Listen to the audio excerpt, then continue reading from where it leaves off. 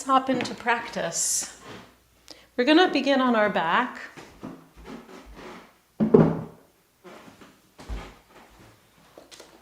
You can take the blanket if you'd like for under your head. It's a nice lift for the back of the skull.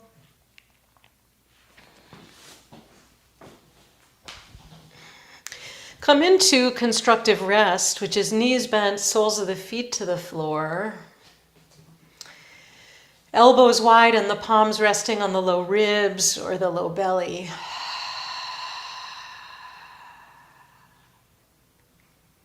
And just begin to feel the breath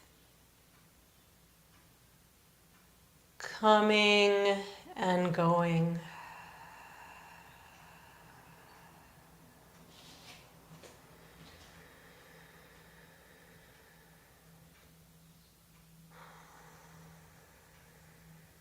Inhaling and exhaling.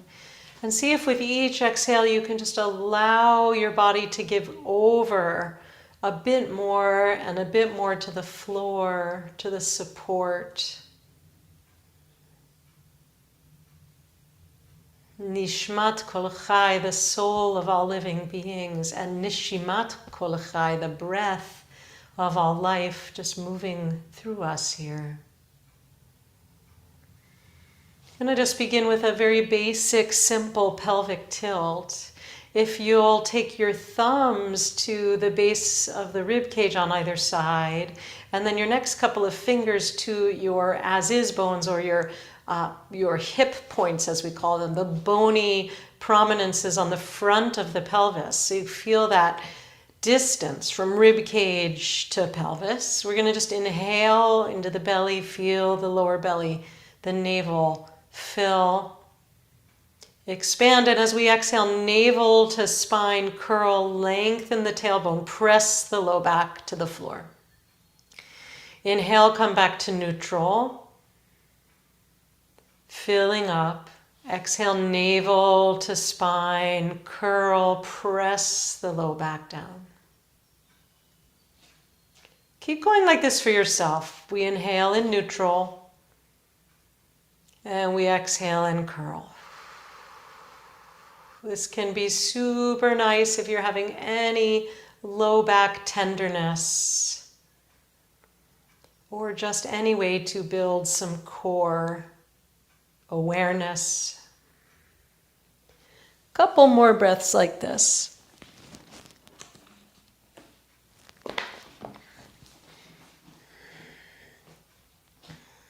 Good. And then come back to neutral. Extend the arms toward the ceiling, palms facing in, fingertips extending. Inhale and lift the fingertips up toward the ceiling. Widen the shoulder blades. Exhale, drop the shoulder blades and widen them as you come down to the floor. Inhale, lengthen the fingertips up toward the ceiling, easy in the throat, easy in the back of the head.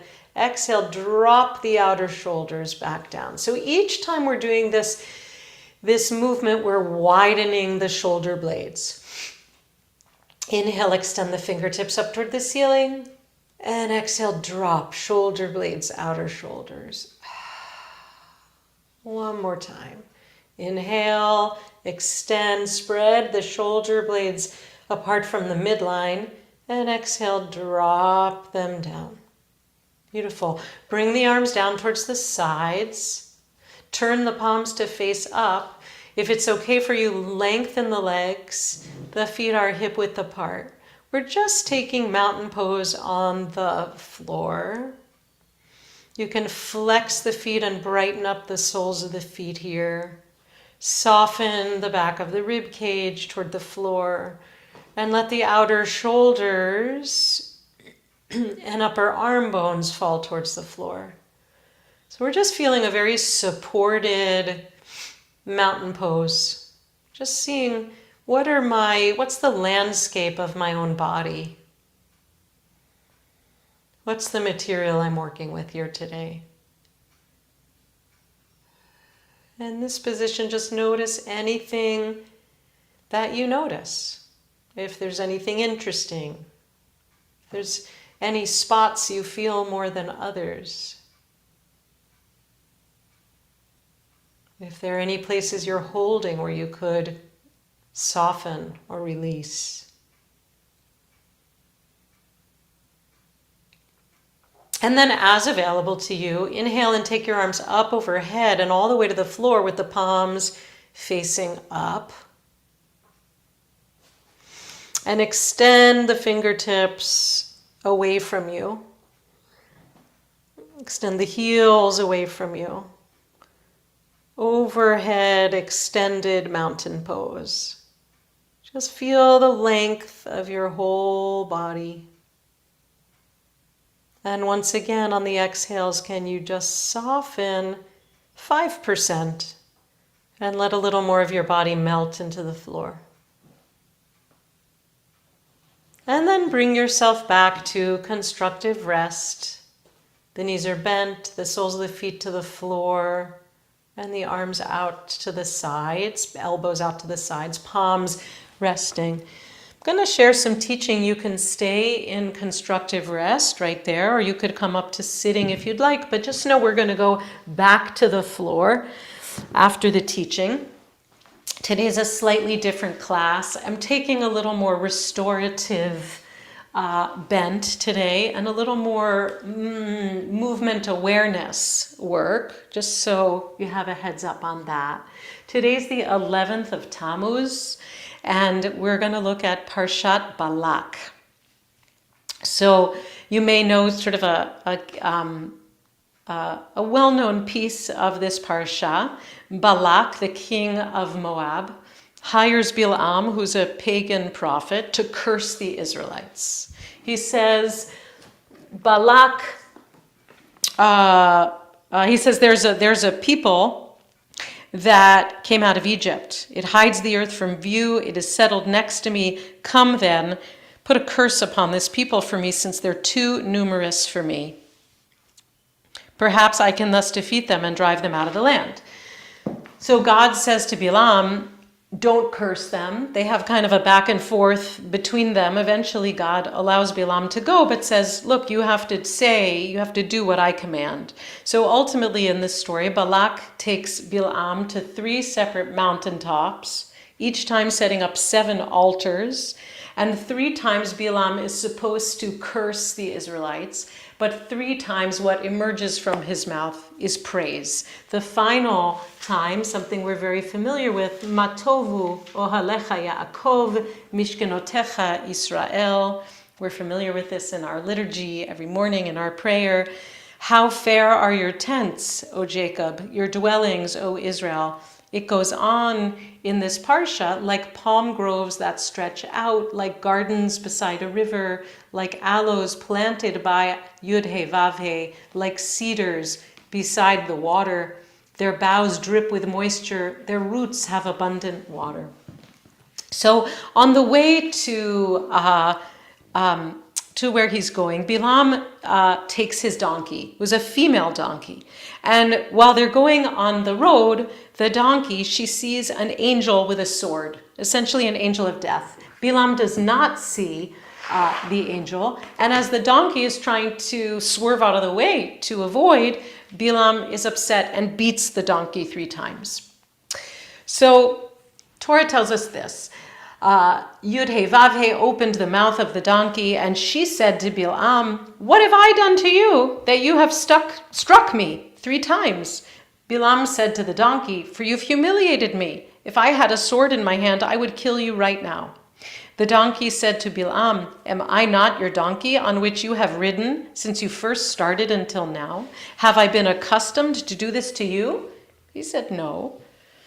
The Eternal One opened Bilam's eyes, and he saw the angel of God standing in the road with the sword drawn in his hand. He bowed and prostrated himself on his face. So I'm taking this next bit of teaching from Yael Shai, who's so wonderful, who shared this little piece. The donkey in the story sounds so much like what our bodies and our inner selves might sound like if God opened their mouths.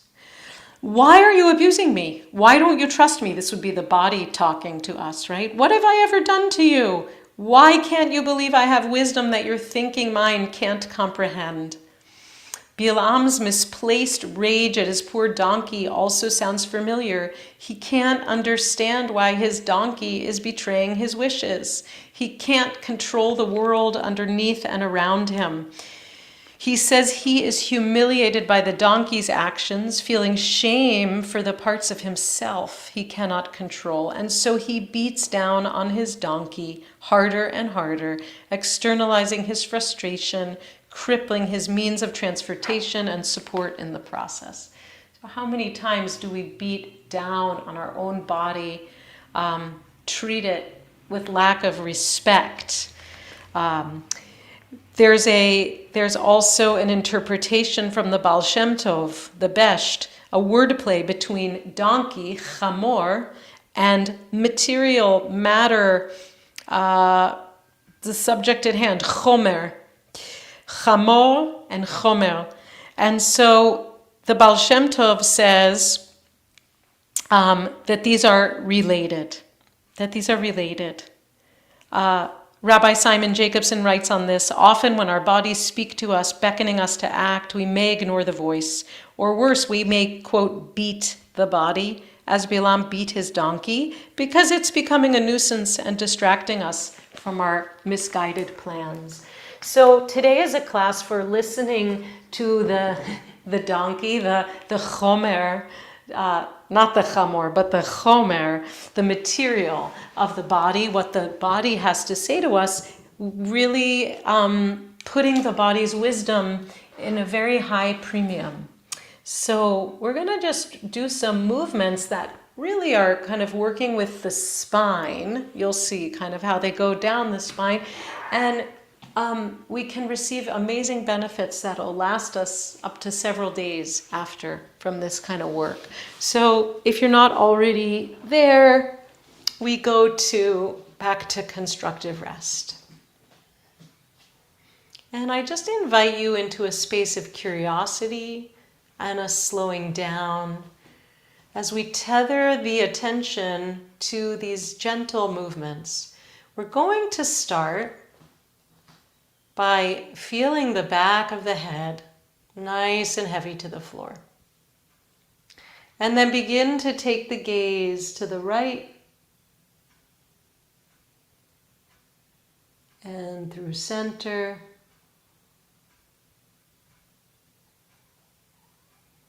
And then slowly over to the left.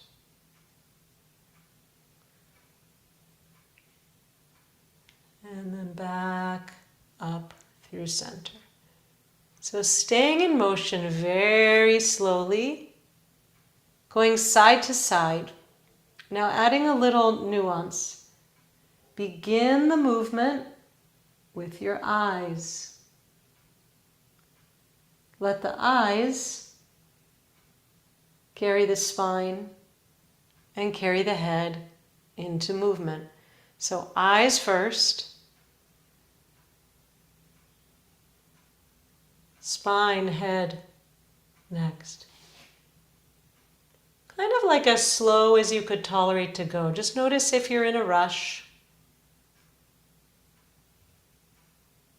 See if you could have some savlanut, some patience with yourself to slow down. This may or may not coordinate with your breath.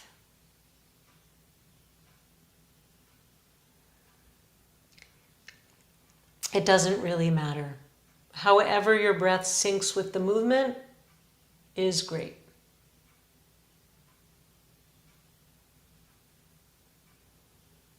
Next time you come back to center, pause and just notice anything there is to notice. And then take your elbows above the chest, cross forearms here, and hold on to opposite elbows. And then we're going to take the elbows as one unit here over to the right and back through center and over to the left. And so your eyes and your head are going in the same direction as the elbows.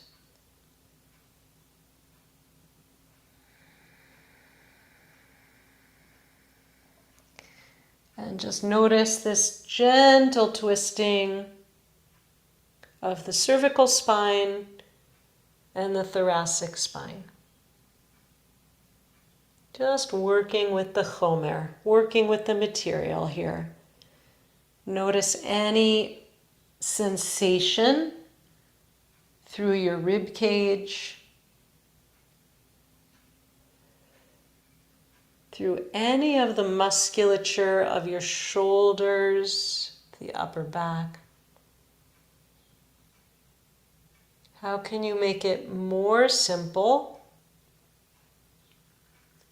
more soft, more relaxed?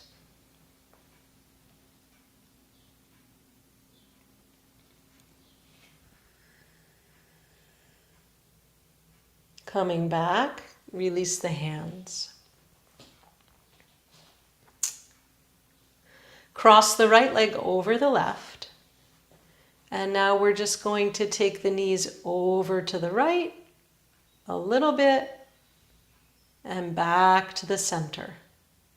If crossing the legs is uncomfortable for you, just leave both feet on the floor. So we're coming down to the right and back to the center. It can be just a tiny, tiny bit of movement, even an inch. Notice if you have any striving to get somewhere, to get to the floor. That's not the point. The point is just noticing how is the pressure across my pelvis. What's happening in my left hip?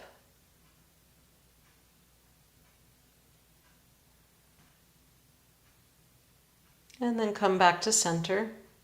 Release. If you're doing the cross, cross the left over the right this time. And now we're just going down to the left and back to the center.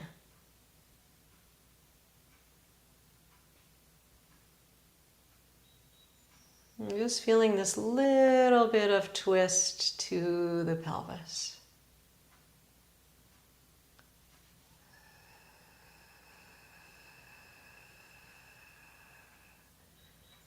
What can you notice here?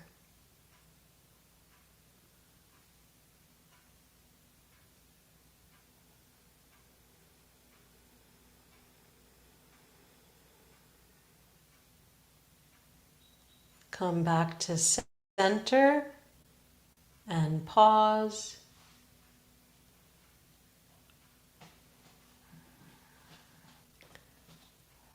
Let the body once again really surrender to the floor. Okay, with the knees parallel now, knees and head both go to the right and back to the center. And then all the way over to the left and back to the center. Good. So we're just going side to side. The gaze, the head, the knees, all going the same direction. I'm just going a few inches with my knees, not so much, right? So we're not working on degree of range of motion as just ease. Where can we bring ease? Just feeling what there is to feel in terms of the texture and pressure of the back body into the floor.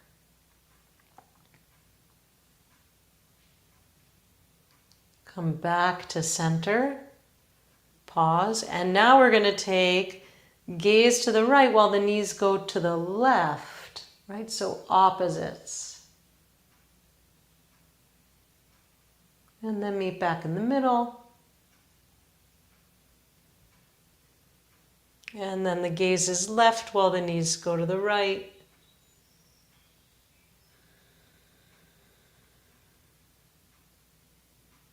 And back to center. Few more times like this, just in your own time, going opposite directions. Just feeling this patterning. No beating on the donkey, right? Just ease here.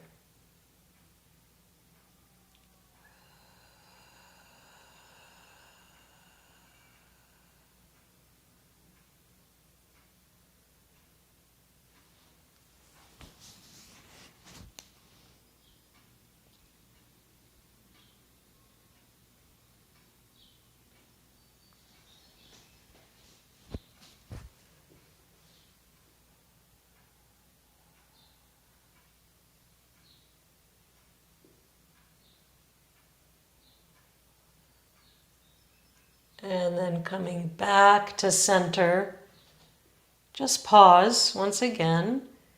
Notice how you feel.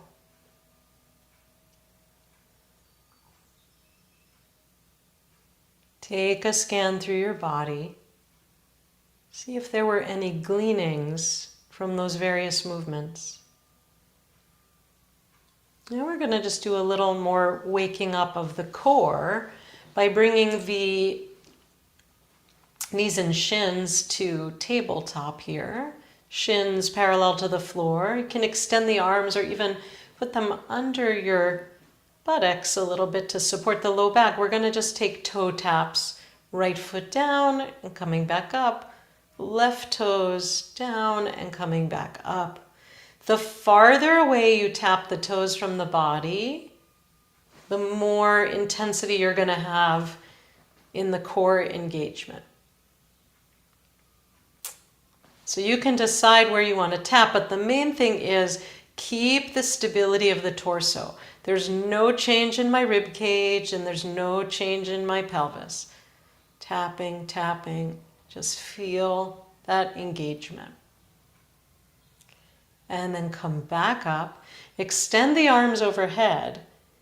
And now we're going to go right arm, right toe, coming overhead and coming back. And then left,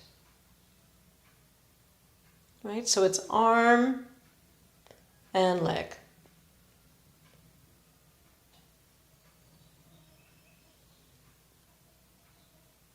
Good, and then come on back up again. And now we're gonna do right arm, right leg, left arm, back, and right arm, left leg. And then you can walk it out. So just switching, switching, switching, and feel the alternating pattern.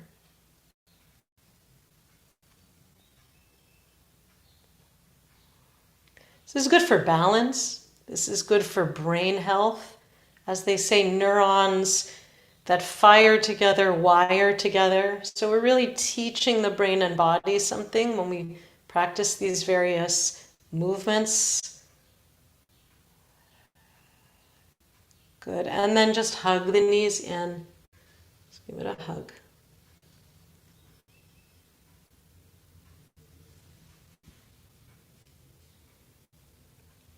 Okay, figure 4 stretch, crossing the right leg over the left, the right ankle over the left thigh, just above the knee, and then drawing this in.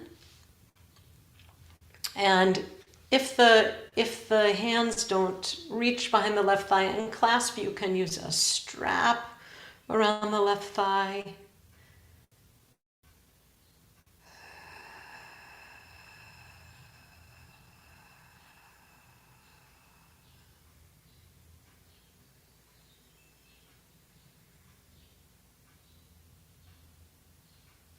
Good, and then cradling that right leg, we're going to extend the left leg long.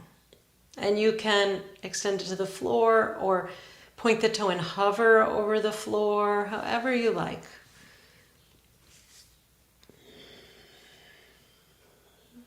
Kind of a supine pigeon. And if that's no fun at all, just keep it in your figure 4.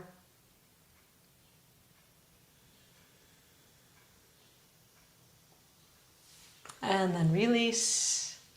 And we'll take the other side, crossing the left ankle over the right thigh, bringing it in figure 4 stretch.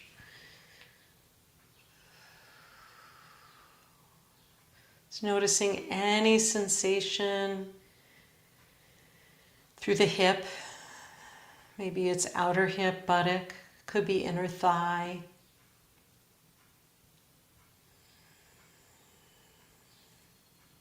This is one, of course, you could do seated in your chair as a break during the day if you spend a lot of time at your desk. It's really good if you drive a lot. You control the amount of stretch here. And then cradle that left leg in and extend the right leg long.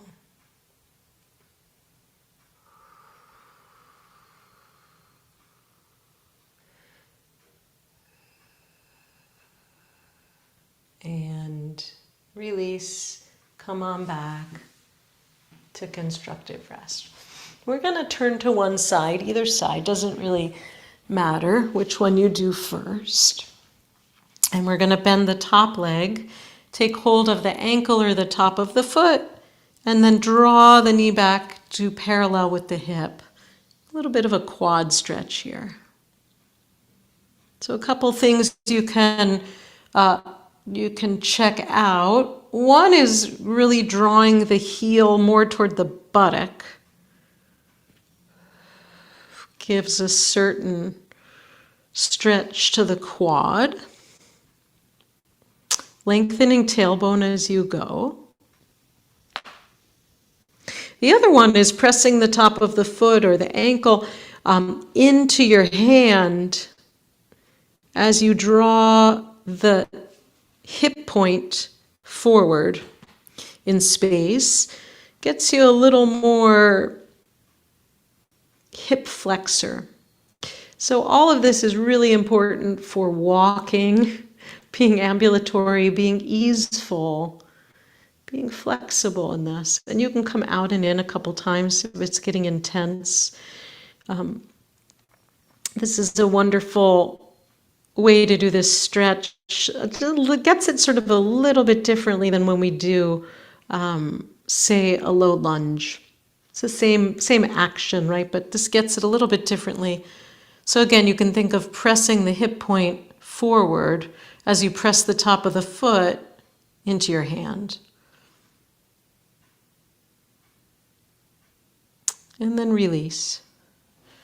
And then take the other side. You could just flip over, flip around. I'm gonna flip this way, but you can just roll right over. And we'll take the other side. So wherever you started, taking the other side. You might want to prop up your head. I didn't say that on the first side, but on the blanket or on the block. Right, so the first thing is perhaps working with drawing the heel to the buttock.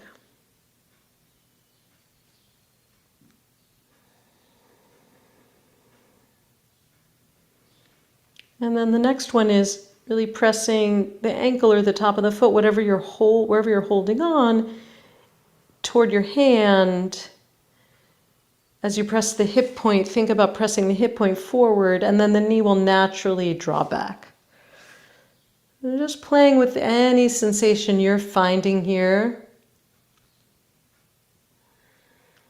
No pain, no strain. Right? Just want to find that pocket. We call it our edge, where it sort of hurts so good, right? We know we're getting the right stretch for our needs today. Right? So really thinking about how we treat our body, our chomer, respectfully, wisely, and then release. And then we're going to come onto the back, and we're going to have the block nearby, please. I'm going to use it in a moment. But we're going to start with little bridge pose. First by holding opposite sides of the mat, lengthening the arms, like lengthen the fingers away from you.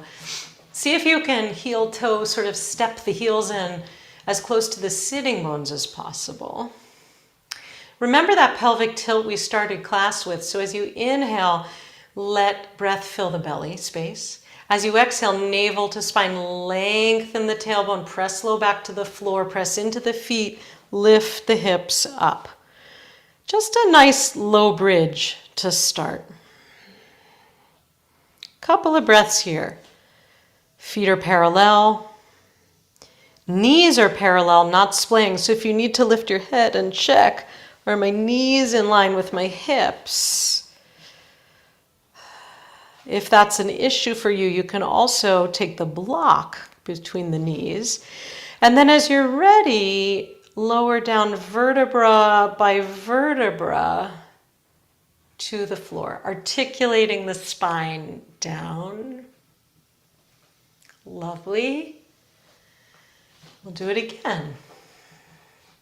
Inhale, fill the belly. Exhale, navel to spine, lengthen the tailbone, flatten out the curve of the low back, and then press into the feet, start to lift up. Maybe you want to come a little bit higher this time. Maybe you want to start to roll your shoulders under you.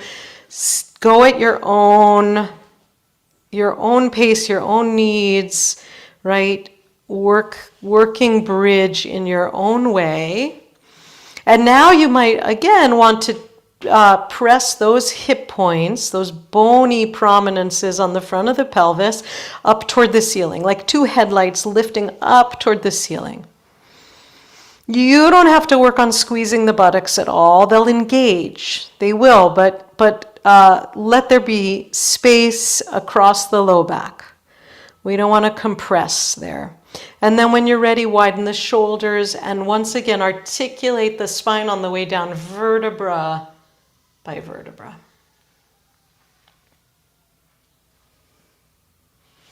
Good. Last time, inhale, fill the belly. Exhale, start to roll up the spine, articulating up.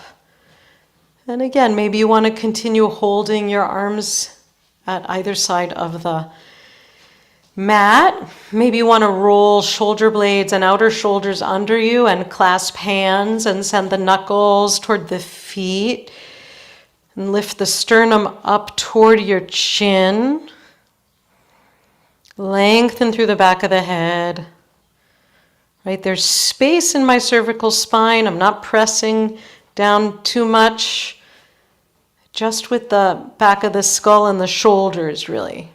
Neck is easy. So take this in your own way. And when you're ready, again, articulating the spine back down, vertebra by vertebra. And then one last thing, again, for the hip flexors. If this works for you, you're going to press into the feet, lift up, and place the block on the lowest level under the sacrum, under the low back. If this is too high or too hard for you, fold the blanket and use that. We're going to thread the clasp hands, that's what I want to say, behind the right thigh and let the thigh really drop into the hands. And then flex through that left foot, dig the heel in, and then send the heel out long. It's in line with the left sitting bone. Okay, so you want to make sure your pelvis stays square. We want to make sure we don't hike up the right hip, but we can draw the right knee towards the body to whatever extent we want. The main stretch here, friends, is in the left hip flexors, right? So it doesn't matter how much you draw the right knee in, but the more you do draw it in, you get more intensity in the left hip flexor. So just play with that for yourself. The left heel is still engaged, foot is flexed, and it lengthens away. And if this is too much, just remove the block or remove the blanket. Maybe it's just plenty, thank you very much, when you're flat to the ground, right? Hip flexors can be very tight, so don't worry about that. And then when you're ready, bend through the left knee, release, come on back to this low bridge here, elevated. Let the sacrum really drop to the block. And then switch sides. So clasping hands behind the left thigh. Flex through the right foot. Send that heel away. Good. See that the hip points stay level with each other. And then you can work on drawing the left knee in to the right place for you.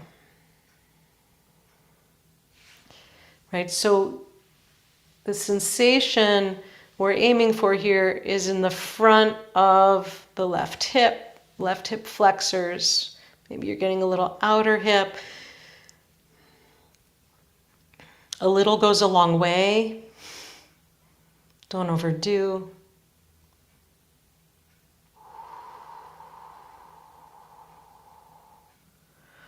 And then when you're done here, bend the right knee, sole the foot to the floor, bring the left sole of the foot to the floor. You can stay in this low bridge if you want for a moment, or lift the hips up, release the block, and once again articulate the spine down toward the mat. Give the knees a hug. Can roll it a little side to side. And then as you are ready, settling into stillness on the back or on the side, or if you prefer prone, that's fine too. Since I mentioned that, I'll just show you a prone shavasana. This can be nice if you just want to be like closed in, more closed in. I like to fold the blanket because that gives a lift for the hip points and a release for the low back. So the blanket goes under the hip points, and then you just make a pillow for your forehead, if that works for you. Or you can take one cheek to the side. That's prone shavasana.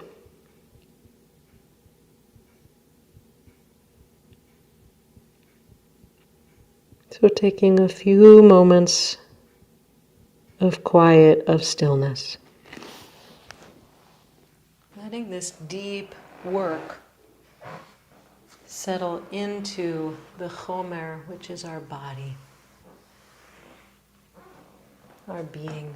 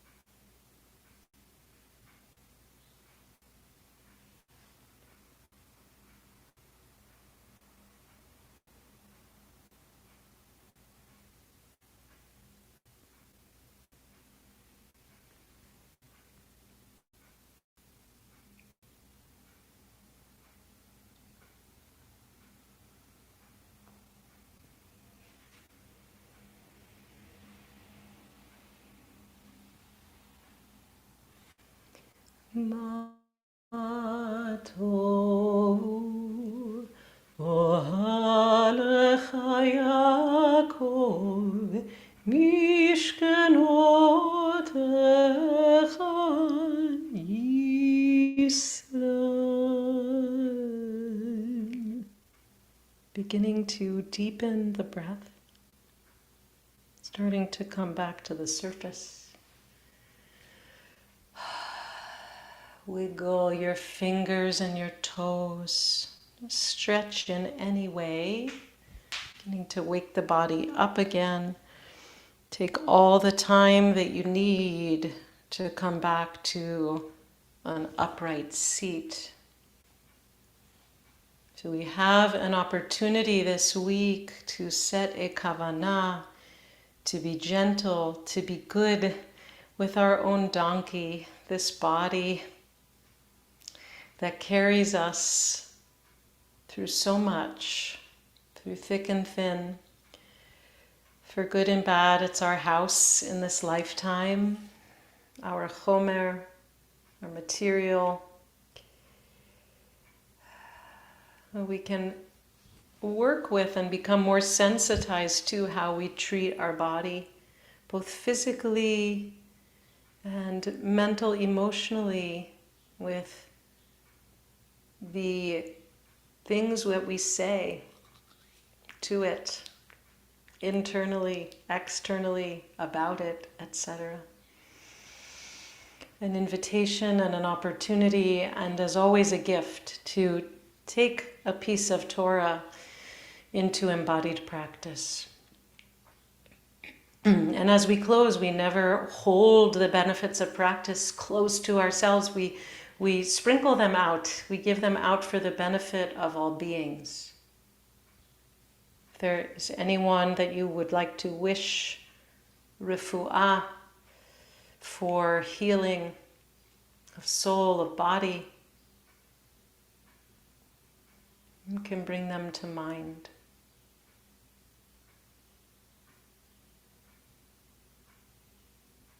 And we're thinking most especially of those who have suffered in Texas from the flooding, sending love to families of those who have died,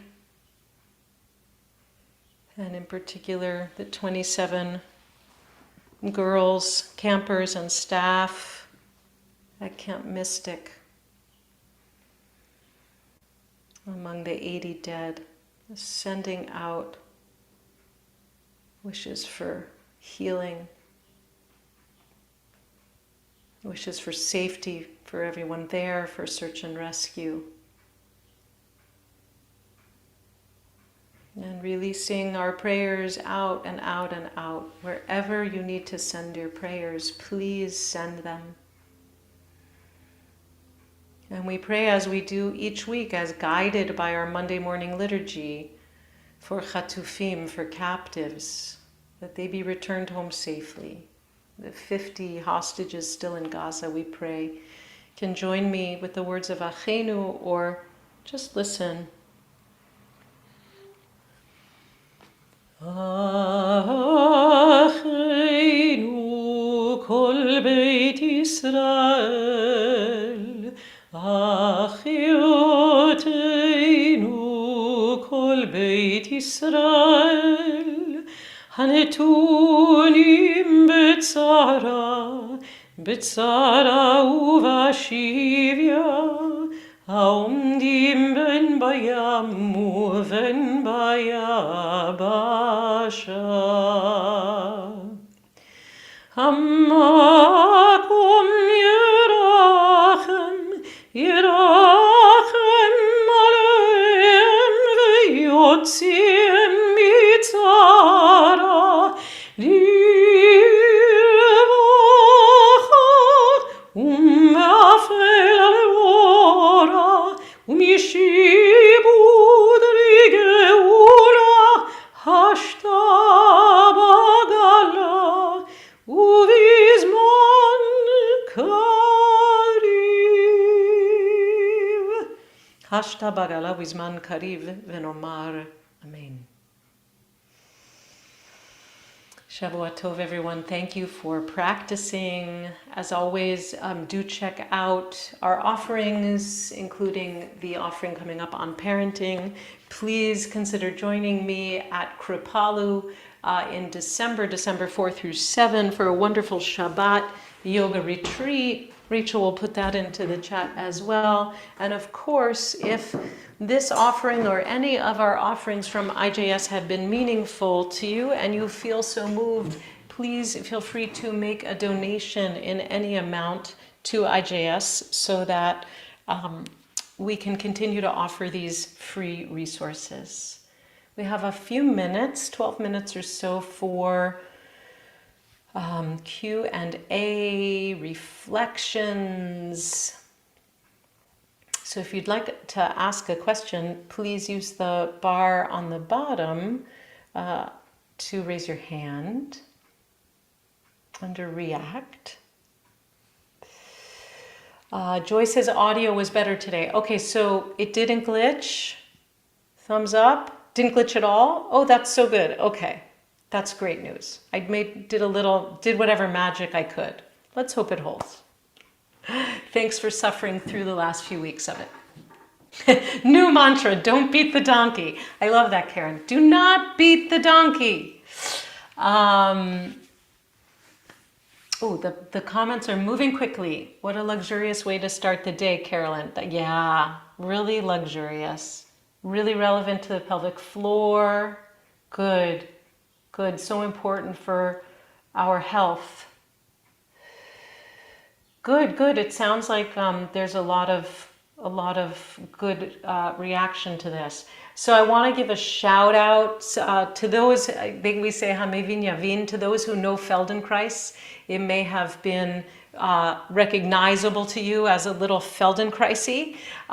That's where I was drawing my inspiration today. For those of you who have never heard of Moshe Feldenkrais or the Feldenkrais modality, it's something to really check out. It's so beautiful for working with pain, for working with restriction, even if you don't have any pain, just with working with range of motion. And basically, he has different lessons. That one kind of took us a little bit through the spine and the turning and, same side, different side. And if you're interested, just check it out. Feldenkrais is online, and there's actually there are like free lessons if you check it out in YouTube as well. Okay, and there are different ones like neck, shoulders, hips, etc. Heidi.